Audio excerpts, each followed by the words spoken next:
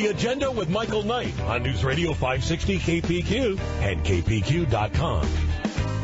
At 11 minutes past 1 o'clock, let the show begin. Our very special guest today is Roberto H. Castro, candidate for the Chelan County District Court, a local attorney and a man who's entering the political fray for the first time, Roberto? It is.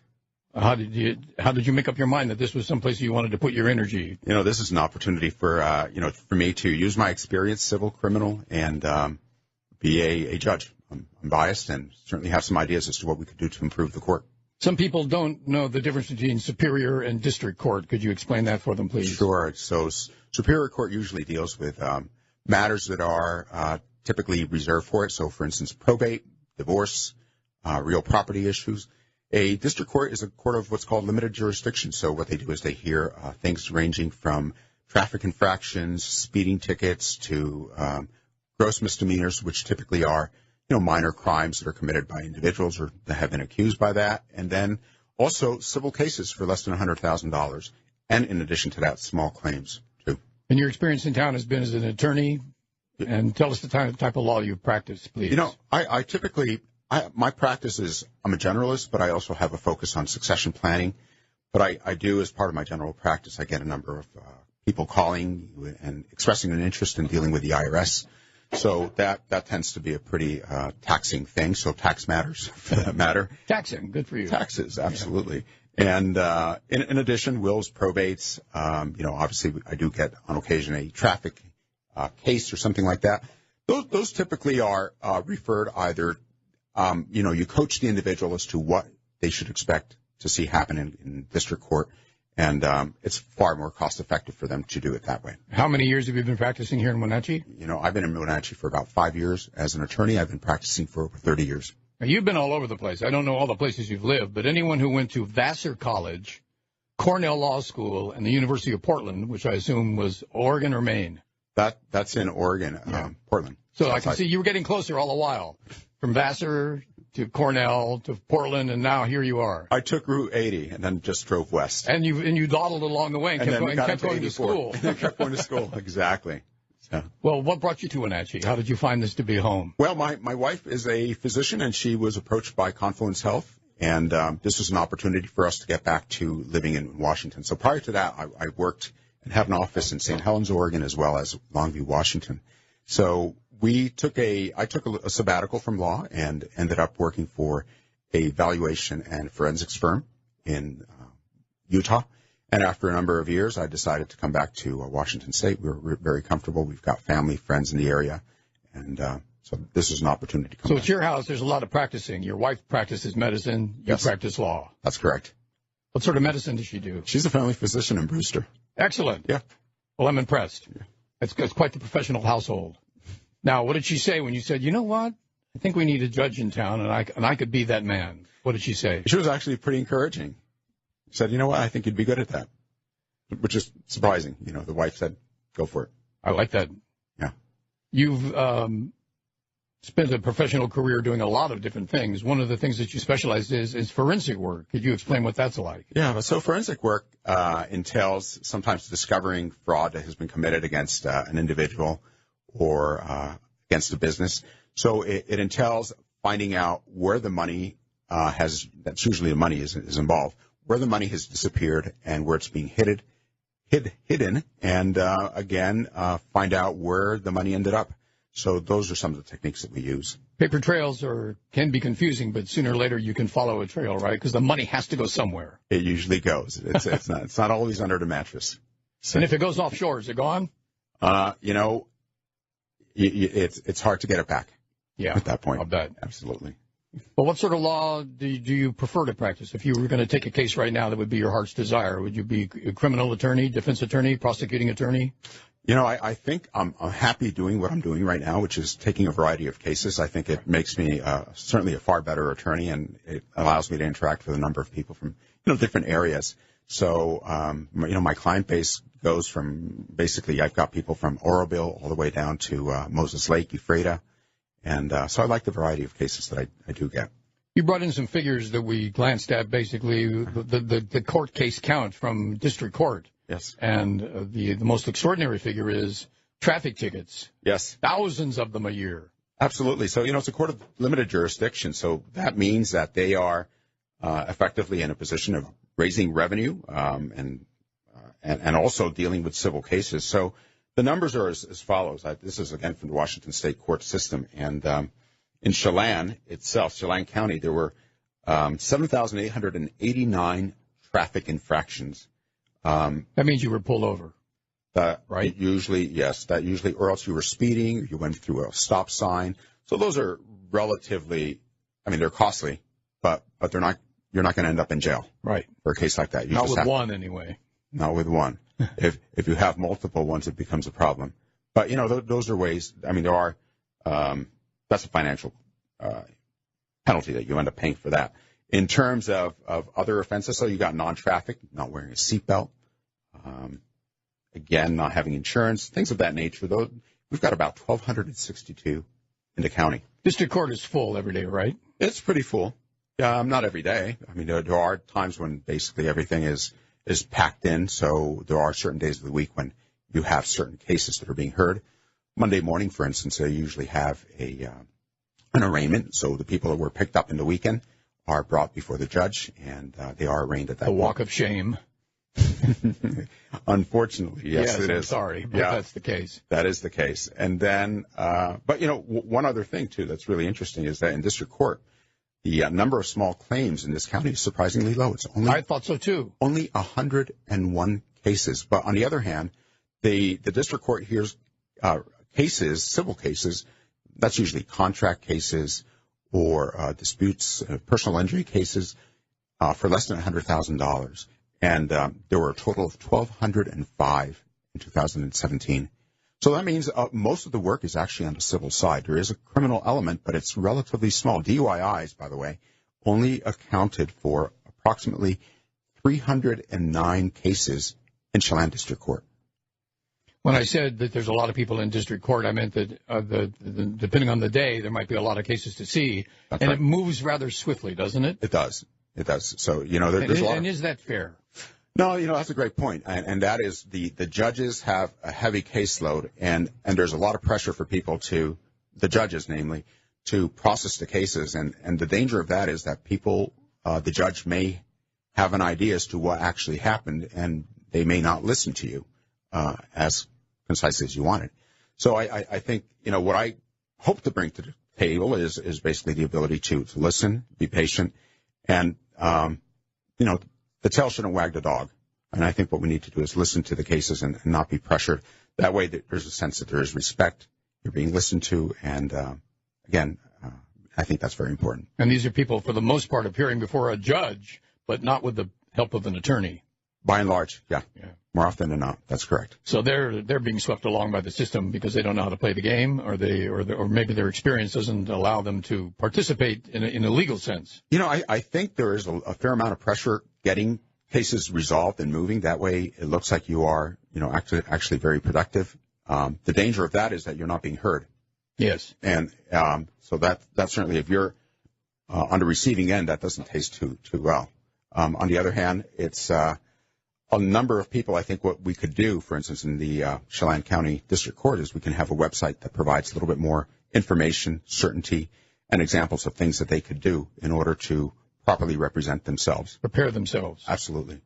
Because so often they're speaking without notes and they can't quite get it out, and then there's no time, and then they're gone. People get nervous, too, and they forget things. And really, the demeanor of the judge is really pretty critical at this point, because if the judge is, effectively wanting to move on to the next case, and you're not getting the words out, that's problematic. So I think it's really important for the judge to be calm and get them to, again, express what it is that they need to say. Because it's going to be a long day, and another 5 minutes is not going to ruin it. Absolutely. We've got years.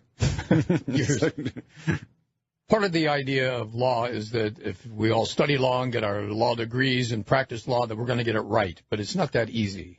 What's proper representation mean to someone who's really got a tricky case? Does that mean they're going to get off, or they're just going to get a proper defense? Well, remember, you're thinking about, in the criminal setting, what's really important is that the individuals that are being represented hopefully are getting information in a timely fashion, and the state is actually providing the information, the discovery, and there's a meeting.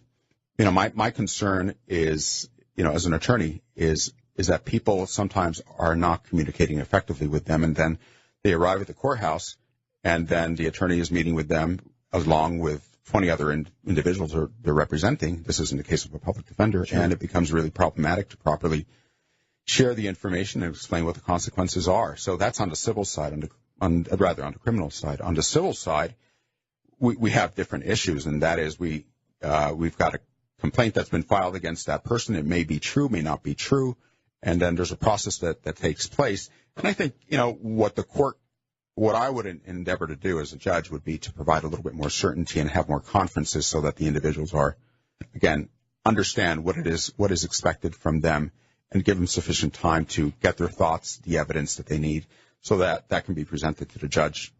In theory, if I'm the judge, then I can read that and make a decision based on the facts and not based on my gut feeling. Do judges hang out with judges? I rarely see the judges. Or maybe they don't have time to hang out. I don't know. That's a great question. I think you need to ask them. Well, I'm not a judge. If you're elected, they don't hang out with me. If you're elected, come back and tell me, okay? They don't hang out with me. So. You are running for the Chelan County District Court number 2. You brought in your resume, but nobody who has run for office so far this year has said what you said to me. Did you read the list of books that I'm involved with right now? And the only reason I find that interesting is that invariably, if you find someone who has an inquiring mind that's yearning for something all the time, you'll find that they consume media. They take in things. They see lots of movies. They read lots of books. They're involved with the printed word.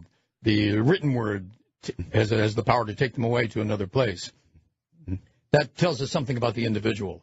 And there's no way we can follow all the books that you've read, but in addition to being interested in the written word, and lots of it, I saw the list of books that you read, and there was a number of them that I found interesting, is that you also have hobbies that take you away from the law because you know how all-consuming it can be. Yes, absolutely. So, one of the things that I do is at the local level, I'm a member of the Wenatchee Valley Velo Club. So I do road bike racing as well as mountain bike racing. So this weekend, for instance, I'll be up at Echo Valley racing with the old men, 50 and over group. And there's actually a group of almost 40 riders over that age that will be participating. So it's a 30-mile mountain bike race. So. Call them old men at your peril, right? Yeah, well, I'm one of them, so I can. That's my point. Yeah.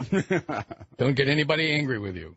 And also, speaking of sports, you're an aficionado for tennis to the point where you can actually umpire a match. That's correct, yeah. So I'm a member of the Northwest Pacific Tennis Officials Association, and I officiate and I chair matches involving the Pac-12 as well as the WCC. So, for instance, I go on occasion to Gonzaga to be basically the umpire for these matches, and to WSU.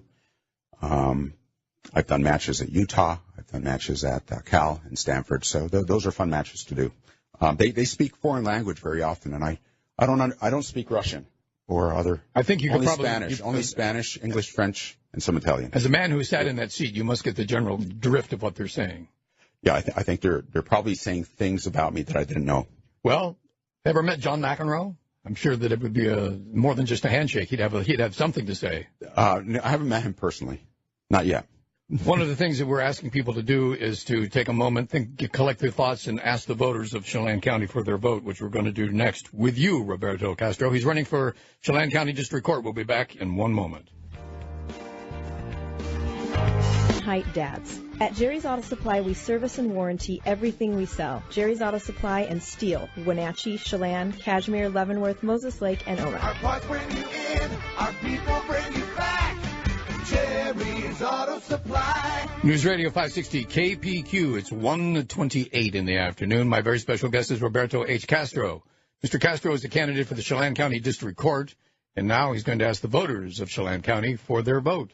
All right.